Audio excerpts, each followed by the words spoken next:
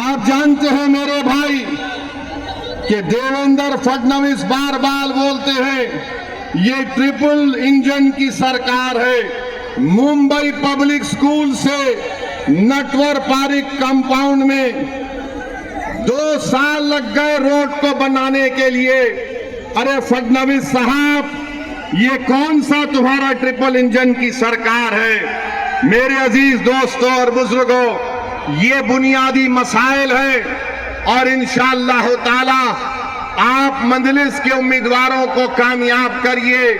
मुझे यकीन है कि इंशाअल्लाह ताला ये उम्मीदवार आपके काम करवाएंगे और हम इनके पीछे रहकर इनको पूरा इनके ऊपर नजर रखेंगे कि वो किस तरीके से काम कर रहे हैं या नहीं कर रहे हैं। और जो लोग ये समझ रहे हैं कि 42,000 को अतीक को हासिल हुए, ये गलती से हासिल हो गए। अबू आसिम साहब, मैं आपको बता रहा हूं, हमसे थोड़ी कोताही हो गई। अगर असदुद्दीन ओवैसी रोडों पर चल जाता तो तुम हार जाते।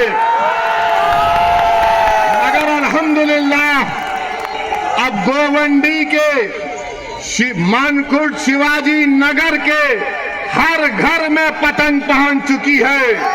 हर घर में मजलिस का पैगाम पहुंच चुका है। मेरे भाई, एक सियासतदान के लिए आपने 20 साल उसको वोट दिया। बताओ 20 साल में ये बर्बादी कर दी गई है आपके इलाकों में। अगर आप इंसाफ चाहते हैं तो मैं नौजवानों से अपील कर रहा हूं कि आप मजलिस इत्तेहादुल मुस्लिमीन को देकर कामयाब और कामरान करिए। और दूसरी बात यह है कि अभी हम सुन रहे हैं, मेरे भाई, ओ भाई सुनो, रुक जाओ थोड़ी देर। I love you. खामोश। अभी हम सुन रहे हैं कि एक क्रिकेट टीम में एक बांग्लादेशी था, उसको हटा दिया गया। बराबर ये बांग्लादेश में हिंदुओं पर जुल्म हो रहा, मैंने भी उसकी मजम्मत की। मगर ये तो बताओ मोदी जी, अगर बांग्लादेश में किसी की मॉब लिंचिंग होती है तो आपको गुस्सा आता है, मगर महाराष्ट्र के जलगांव में जिस बच्चे को मारा गया था उसके ऊपर आपको गुस्सा क्यों नहीं आता मोदी जी, फडणवीस जी? सबसे पहली मॉब लिंचिंग 2014 में मोदी की हुकूमत बनने के बाद पूना में मोहसिन शेख की हुई थी और जलगांव में सुलेमान पठान को उसी के दोस्तों ने मार मार कर उसको शहीद कर दिया। अगर बांग्लादेश में कोई हिंदू मरता है, हम कंडेम करते हैं। मारने वालों को जालिम कहते हैं। मारने वाले जिन्होंने जलगांव में सुलेमान पठान को कहा, वो भी जालिम है, उनका भी कंडेमनेशन होना चाहिए। बांग्लादेश हो या भारत हो, इंसान की जिंदगी इंसान होती है। हिंदू की भी जिंदगी होती है, मुसलमान की भी जिंदगी हो सकती है। और हम पूरे बीजेपी वाले आज टीवी पर बाजा बजा रहे, हमने एक प्लेयर को वापस कर दिया।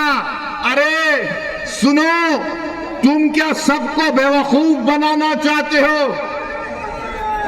सुनो, एक क्रिकेट प्लेयर को निकाल दिया, पूरे बीजेपी वाले बोल रहे ये हमारे इत्तेहाद की कामयाबी हुई है।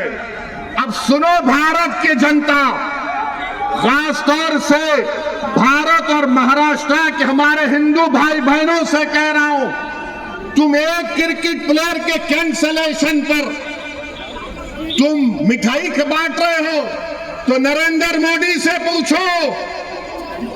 इस साल मोदी ने बांग्लादेश को 120 करोड़ रुपए दिए नहीं दिए? बताओ मेरे को। 120 करोड़ रुपए, 120 करोड़ ग्रांट और एड में दिए। 1160 मेगावाट की एनर्जी भारत से बांग्लादेश को जाती है। और सुनो हमारे हिंदू भाई बहनों, मोदी ने 10 साल में बांग्लादेश को लेटर ऑफ क्रेडिट कितना दिया? $8 बिलियन। $8 बिलियन। और तुम असदुद्दीन ओवैसी को गाली देते हो। सुनो, मैं किसी मजहब का खिलाफ था ना कभी रहूंगा इंशाअल्लाह ताला, मगर अगर मजलूमों से इंसाफ का मुतालबा करना, अगर मोहसिन शेख के कातिलों को सजा दिलाने की बात करना, अगर जलगांव के सुलेमान पठान खान को जिसके दोस्तों ने उसको मारा उनको कैफर किरदार तक पहुंचाने की बात करना अगर जुर्म है तो खुदा की कसम जब तक जिंदा रहूंगा जुर्म करता रहूंगा। और वो क्रिकेट प्लेयर के थ्रू, वो क्रिकेट प्लेयर, वो टीम ने उसको 10 करोड़ में खरीदा। आपने बंगला